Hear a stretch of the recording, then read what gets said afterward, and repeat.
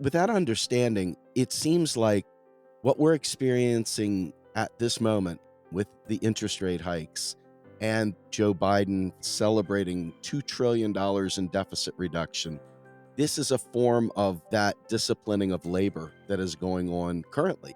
It's a reshuffling after the COVID pandemic, and people got something extra and they were not forced back to work. So we've got to discipline labor. We've got to get them back to where we can control things, where the capital order can be satisfied. Is that kind of a modern day version of what we're talking about here? Definitely. So I'm not that surprised by it, but in a way, it's more than obvious in the last months how the same dynamics that I talk about in the book, and I must say the book reconstructs the origins of austerity after the First World War.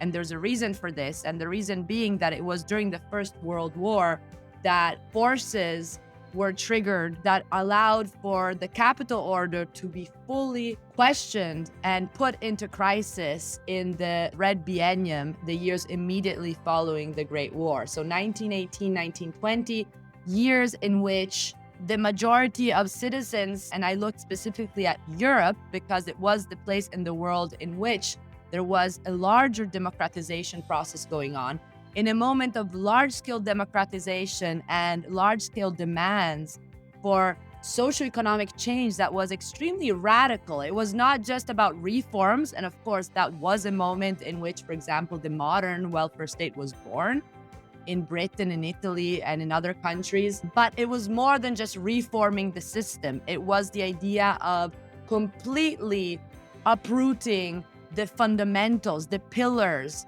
of capitalism. And by pillars of capitalism, I mean what ultimately governs our society today, which is the private property of means of production, the fact that investment is done by private businesses and entities, and wage relations, the fact that the majority of us has no other choice to make a living but to sell one's labor power in return for a wage. Now, these are pillars of capitalism that as citizens of capitalism, we tend to take for granted during our daily lives. And part of the mission of the book is actually to re-problematize them by saying, actually, 100 years ago, there was a moment in which nobody thought these were going to be the founding principles of the society to come. Everyone was convinced that capitalism, with its foundation in private property of means of production and wage relations to achieve profits as the way to organize our production process, was going to last. Everyone thought it was over, and this was true both for the workers, the majority who were challenging the system, and those who were trying to protect the system.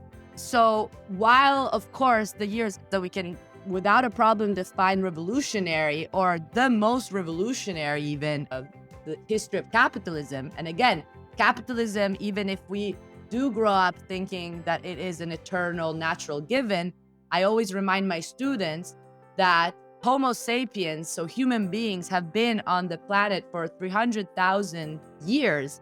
And capitalism is more or less only a little bit more than 300 years old. Now, there's debates on when exactly we can start defining our societies as capitalist, but certainly this means that fundamentally we've been in a capitalist society for only 0.1% of the history of humankind.